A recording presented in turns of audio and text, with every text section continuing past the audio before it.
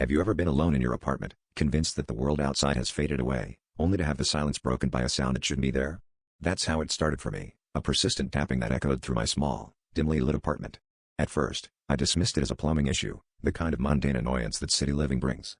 But then, one night as I lay in bed, I noticed something odd.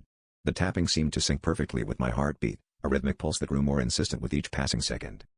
Determined to solve the mystery, I followed the sound, my footsteps echoing softly on the cold wooden floor. The source seemed to shift, leading me from room to room in a maddening dance.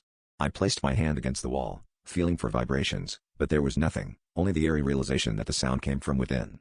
Panic simmered beneath the surface as I considered the impossible. The tapping was inside me.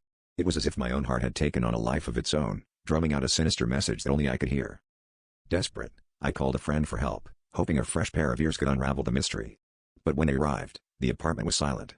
My friend looked at me with a mixture of concern and pity, suggesting stress, lack of sleep, anything but the truth I feared. Alone again, the tapping returned, louder than ever, matching the frantic beat of my heart.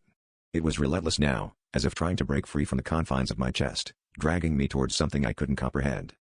In a final act of desperation, I stood in the center of my apartment, my heart pounding in my ears as the tapping reached a fever pitch. It was then that the walls began to tremble, and from the shadows emerged a figure, mirroring my every move. It was me, yet not me, a twisted reflection born from the darkness within. As it stepped closer, the tapping stopped, replaced by the deafening silence of realization. I was never alone.